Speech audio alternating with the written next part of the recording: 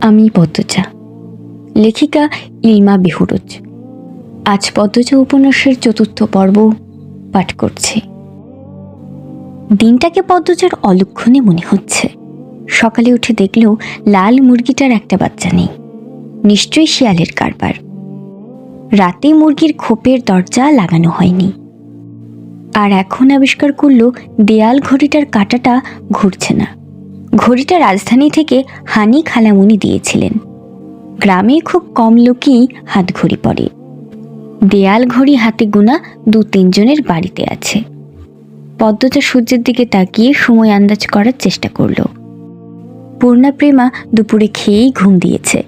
পদ্মজা মায়ের রুমে উকি দিল। হেমলতা মনোযোগ দিয়ে সেলাই মেশিনে সেলাই করছেন। আটপাড়ায় একমাত্র হেমলতাই সেলাই কাজ করেন। প্রতিটি ঘরের কারো না কারো পরনে তার সেলাই কাপড় আছেই। লুকিয়ে দেখছিস কেন? ঘরে আয়। হেমলতার কথায় পদ্মজা লজ্জা পেল। না আম্মা, কাজ আছে। পানি দিয়ে যা। হেমলতা জগ বাড়িয়ে দেন। পদ্মজা জগ হাতে নিয়ে বলল, আম্মা, ছটকা কোন মুরগিটা দেব? হেমলতা গতকাল স্বপ্নে দেখেছেন বাড়িতে আগুন লেগেছে, তাই তিনি ছটকা দিবেন বলে মনস্থির করেছেন। সকালেই পদ্মজাকে মনের কথা জানালেন। সাদা মুরগিটা দিয়ে দিস। মুন্না কি আসছে? না, প্রতিদিন বিকেলবেলা তো পানি নিতে আসেন, কিছুক্ষণ পরই আসবে। হেমলতা আর কথা বাড়ালেন না। পদ্মজা কলপাট থেকে পানি নিয়ে আসেন। আছরের আজানের সাথে সাথে মুন্না আসলো। গ্রামে সচ্ছল পরিবার নেই বললেই চলে। হাতে গোনা কয়েকটা পরিবারে সচ্ছলতা আছে। হেমলতার পরিবারটা টিকে আছে হেমলতার তীক্ষ্ণ বুদ্ধি এবং পরিশ্রমের জন্য। পুরো আটপাড়ায় টিউবওয়েল মাত্র 5টা। পদ্মজাদের টিউবওয়েল থেকে পানি নিতে প্রতিদিন অনেকেই আসে। তার মধ্যে নিয়মিত একজন মুন্না, 10 বছরের একটা ছেলে। মা নেই, বাবা পঙ্গু, সদরে বসে ভিক্ষা করে। পদ্মজা মোড়ক নিয়ে কলপাড়ে এসে দেখে মুন্না নেই। একটু সামনে হেঁটে এসে ঘাটে মুন্নাকে দেখতে পেল। ডাকল, মুন্না। মুন্না ফিরে তাকায়। পদ্মজার হাতে সাদা মোড়কটা দেখে খুব খুশি হয়। পদ্মজা না বললেও বুঝে যায় ছটকা পাবে আজ। মুন্না এগিয়ে আসলো, দাঁত কেলিয়ে হাসলো। হাসিস কেন? নে মোড়ক, তোর আব্বাকে নিয়ে খাবি। মুন্না যে খুব খুশি হয় তা দেখেই বোঝা গেল। খুশিতে গদগদ হয়ে মোড়কটাকে জড়িয়ে ধরল। পদ্মজার ঠোঁট দুটি নিজেদের শক্তিতে প্রশান্তির হাসিতে মেতে উঠল। কি সুন্দর মুন্নার হাসি। পদ্মজা বলল, খুব খুশি? হ, দোয়া করবি আমরা যেন ভালো থাকি। করবাম আপা। আচার খাবি মুন্না? হ, খাইবাম। পদ্মজা আবার হাসল। মুন্না পেটু। খাওয়ার কথা শুনলেই চোখ চকচক করে ওঠে। পদ্মজা আচার নিয়ে আসে। মুন্নার সাথে বসে আরাম করে খায়। মুন্না একটু একটু করে খেতে খেতে বলল, আপা, তুমি খুব ভালা। তাই? হ, বড় হইয়া তোমার বিয়া করিবাম আমি। পদ্মজা বিষম খেল। দ্রুত এদিক ওদিক তাকিয়ে দেখল কেউ শুনল নাকি। বিয়ে তার কাছে খুব লজ্জাজনক শব্দ। বিয়ে নামটা শুনলেই লজ্জায় লাল টুকটুকে হয়ে যায়। ফিসফিসিয়ে মুন্নাকে জিজ্ঞেস করল, বিয়ের কথা কোথায় শিখলি? আব্বা কইছে। আর বলবি না এইসব, যা বাড়ির যা। পদ্মজা তড়িঘড়ি করে বাড়ির ভেতর চলে যায়। রান্নাঘরে ঢুকে দেখল হেমলতা রান্নার প্রস্তুতি নিচ্ছে। সন্ধ্যার পর বিদ্যুৎ থাকে না। হারিকেন জ্বালিয়ে রান্না করতে হয়। প্রতিদিন ঘরে একটা হারিকেন আর রান্নাঘরে আরেকটা হারিকেন জ্বালানোর অনেক খরচের ব্যাপার। তাই তিনি বিকেলে রাতের রান্না সেরে ফেলেন। আম্মা, আমি রাঁধি? লাগবে না, সাহায্য কর শুধু। পদ্মজা চোখ ঘুরিয়ে দেখল কি কাজ করা যায়। কোনো সাহায্যের প্রয়োজন নেই। হেমলতা নির্বাক ভঙ্গিতে বললেন, লাউ নিয়ে আয়। ছিঁড়ে আনবো না লাহারি ঘরে আছে? না, লাহারি ঘরে নাই। পদ্মজা মায়ের আদেশ পেয়ে যেন চাঁদ পেয়েছে এমন ভাব ধরে দ্রুত ছুটে যায় লাউ আনতে। লাউ, বরবটি, ঢ্যাঁড়স, কাঁকরোল, করলা, চিচিঙ্গা, পটল, ঝিঙা ইত্যাদি ইত্যাদি সব রকমের সবজির মেলা বাড়ির চারপাশ ঘিরে। পদ্মজা সাবধানে ঘাসের ওপর দিয়ে লাউ গাছের দিকে এগোয়। বর্ষাকাল হওয়াতে জোকের উপদ্রব বেড়েছে। জোকের অবশ্য ভয় নেই তার। হেমলতা পদ্মজার যাওয়ার পানে ঝিম মেরে কতক্ষণ তাকিয়ে থাকেন। মেয়েটাকে দেখলে তার মন বিষণ্ণতায় ভরে ওঠে। পদ্মজার চুল দেখলে মনে হয় এই সুন্দর ঘন কালো রেশমি চুল পদ্মজার এক একটা কালো রাত। পদ্মজার ছিমছাম গড়নের দুধে আলতা দেহের অবয়ব দেখলে মনে হয় এ দেহ পদ্মজার যন্ত্রণা, এ দেহ ধ্বংস হবে। পদ্মজার ওষ্ঠদয়ের নিম্নে স্থির হয়ে থাকা কালো শুষ্ক তিল দেখলে মনে হয় এই তিল পদ্মজার এক জীবনের কান্নার কারণ। হেমলতা পদ্মজার রূপের বাহার নিতে পারে না। কেন কৃষ্ণকলির ঘরে ভুবন মোহিনী রূপসীর জন্ম হলো? জন্ম মৃত্যু বিয়ে কারো হাতে থাকে না। যদি থাকতো হেমলতা মোর্শেদকে বিয়ে করতেন না এবং পদ্মজার মতো রূপসীর জন্ম দিতেন না। আল্লাহর কাছে রূপসী মেয়ে ভুলেও চাইতেন না। হেমলতার বুক চিরে দীর্ঘশ্বাস বেরিয়ে এলো। আজ শুক্রবার, স্কুল নেই। ফজরের নামাজ পড়ে 3 বোন পড়তে বসেছে। প্রেমা নামাজ পড়তে চায় না, ঘুমোতে চায়। হেমলতার মারির ভয়ে নামাজ পড়ে। সে ঝিমুচ্ছে আর পড়ছে। তা দেখে পদ্মজা আর পূর্ণা ঠোঁট টিপে হাসছে। হেমলতা বিরক্ত হন। প্রেমার তো পড়া হচ্ছেই না, সেই সাথে পদ্মজা পূর্ণার মনোযোগ নষ্ট হচ্ছে। তিনি কর্কশ কণ্ঠে ধমক দিয়ে উঠলেন, প্রেমা, ঘুমাচ্ছিস কেন? ঠিক হয়ে পড়।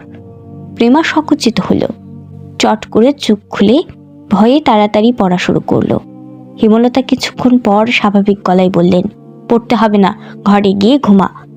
প্রেমা একটু অবাক হয়, পরে খুশি হয়ে ছুটে যায় ঘরে। পূর্ণা মুখ ভার করে ফেলল। তারও তো পড়তে ইচ্ছে করছে না, কিন্তু মা কখনো তাকে ছাড় দেন না। হয়তো ছোটবেলায় ছাড় দিতেন, মনে নেই। সে আবার খুব দ্রুত সব ভুলে যায়। ব্রেন ভালো প্রেমার, যা পড়েই মনে থাকে। পূর্ণা খুব দ্রুত ভুলে যায়। পদ্মজার সবকিছুই স্বাভাবিক, শুধু রূপ বাদে। সূর্য ওঠার সাথে সাথে মোর্শেদ বাড়িতে ঢোকেন। হাতে ঝাঁকি, জাল আর বড়শি, কাঁধে পাটের ব্যাগ ঝোলানো। ভোরে মাছ ধরতে গিয়েছিলেন।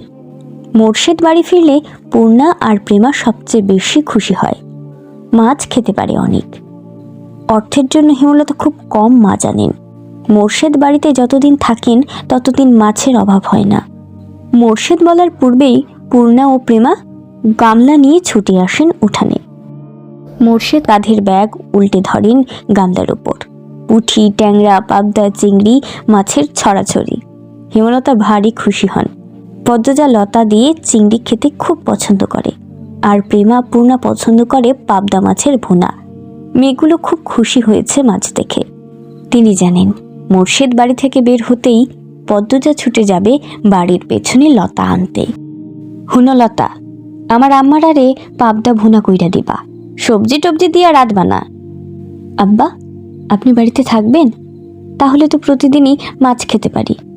মোর্শেদ আর চোখে পদ্মজাকে একবার দেখে তীক্ষ্ণ চোখে হেমলতার দিকে তাকান। এরপর পূর্ণাকে জবাব দিলেন, কোনো রকম অশান্তি না হইলে তো থাকবামি। গামছা নিয়ে তিনি কলপারে চলে যান। পদ্মজার মুখটা ছোট হয়ে যায়। প্রতিবার বাড়ি ছাড়ার পূর্বে মোর্শেদ পদ্মজাকে রাগে কটু কথা শোনান। তখন হেমলতা মোর্শেদকে শাসান। ফলস্বরূপ মোর্শেদ বাড়ি ছাড়েন। মোর্শেদ নাকি বাড়ি ফিরলা কোন দিন? মোর্শেদ গোসল ছেড়ে রোদ পোহাচ্ছিলেন। সকালের মিষ্টি রোদ। ঘাড় ঘুরিয়ে রশিদ ঘটককে দেখে হাসলেন। আরে মিয়া চাচা, আহেন আহেন। পূর্ণা রে, চেয়ার আইন্না দে। কি খবর? পূর্ণা চেয়ার এনে দিল। মোর্শেদ একদলা থুতু উঠানে ফেলে চেয়ারে বসলেন আরাম করে। প্রেমাকে উঠানে খেলতে দেখে ফরমাস দিলেন, এই মাইয়া, যা পানি লইয়ায়, অনেকক্ষণ ধইরা দমটা আটকাইয়া আছে। প্রেমা পানি নিয়ে আসে। রশিদ পানি খেয়ে মোর্শেদকে বলেন, খবর তো ভালাই। বাবা, সেডিডারে বিয়া দিবা না? 2 বছর যাক, পড়তাছে যখন, ম্যাট্রিকটা পাশ করুক।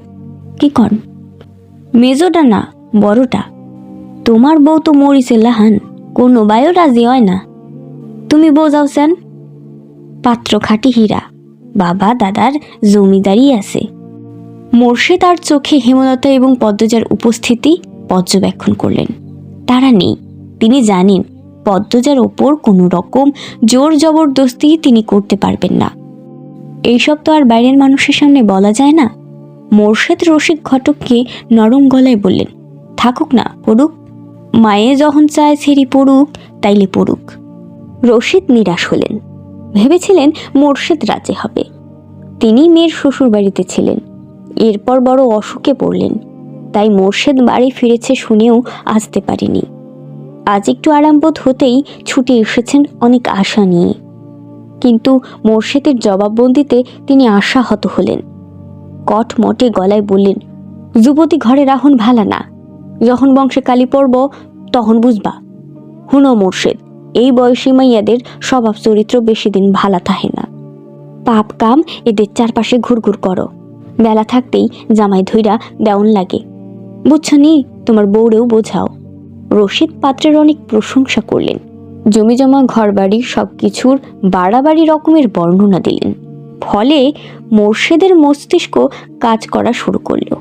রশিদ ঘটক যেতেই তিনি হেমলতার পাশে গিয়ে বসেন। ইনিয়ে বিনিয়ে পদ্মজার বিয়ের কথা তুললেন। হেমলতা সাব নাকচ করে দেন।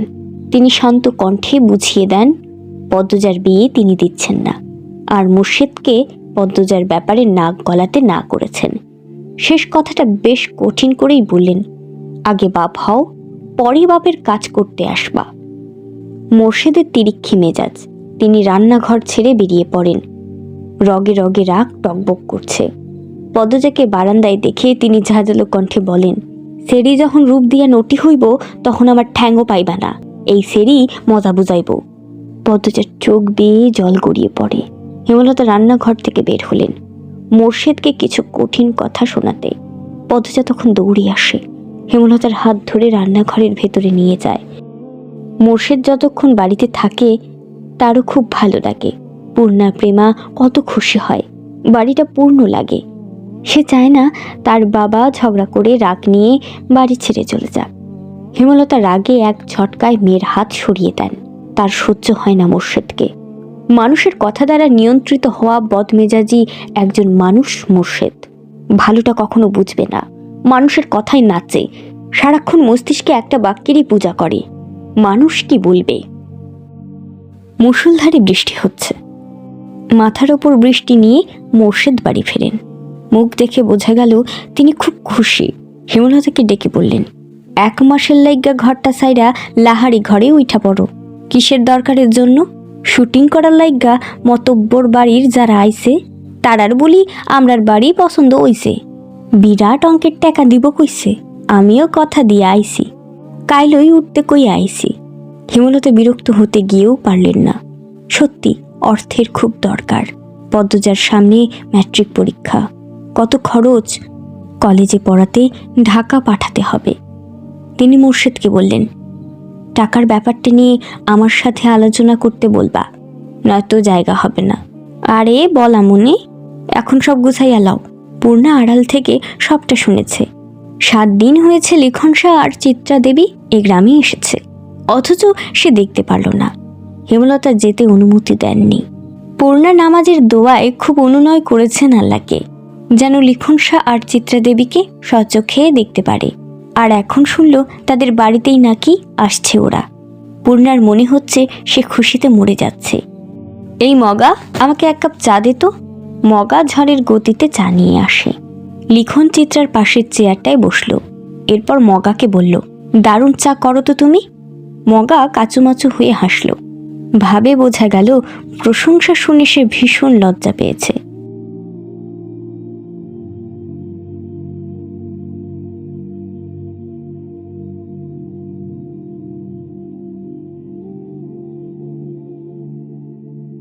চিত্রা মগার ভাবভঙ্গি দেখে হেসে উঠল।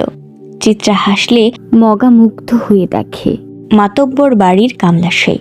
চিত্রনায়ক লিখন শাহ এবং চিত্রনায়িকা চিত্রা দেবীকে সেবা করার দায়িত্ব মগাকে দেওয়া হয়েছে। মগা এতে ভীষণ খুশি। চিত্রার সুন্দর মুখশ্রীর সামনে সব সময় থাকতে পারবে ভেবে। চিত্রা বলল, তোমার ভাইয়ের নাম জানি কি বলেছিলে? 4 ফুট উচ্চতার মগা উৎসাহ নিয়ে জবাব দিলেন, মদন। চিত্রার হাসি পায়, অনেক কষ্টে চেপে রাখল। মগা মদন কারো নাম হয়? শুটিংয়ের মাঝে হুট করে আকাশ ভেঙে বৃষ্টি নামে, তাই আপাতত শুটিং স্থগিত আছে। সবাই বারান্দায় বসে বৃষ্টি দেখছে, হাতে সবার রং চা। ডিরেক্টর আবুল জাহেদ দারুণ খিচুড়ি রান্না করেন। বৃষ্টি দেখেই তিনি রান্নাঘরে ঢুকেছেন। আচ্ছা মগা, এই বাড়ির 2টা মেয়ে কোথায়? আসার পর একবার এসেছিল, তারপর তো আর এলো না। চিত্রা প্রশ্ন করল। মগা বলল, ওই যে লাহারি ঘর, ওইটাত আছে। লাহারি ঘর মানে কি? মগার বদলে লিখন বলল, যে ঘরের অর্ধেক জুড়ে ধান রাখা হয় আর অর্ধেক জায়গায় চৌকি থাকে কামলাদের জন্য। ওই ঘরকে লাহারি ঘর বলে এখানে। বোঝা গেছে? চিত্রা চমৎকার করে হাসল। বোঝা গেছে। মগা, বৃষ্টি কমলে লাহারি ঘরে যাব। ঠিক আছে। আচ্ছা আপা। লিখন, যাবা? ওই তো সামনেই। আলসেমি করো না। মগা হই হই করে উঠল।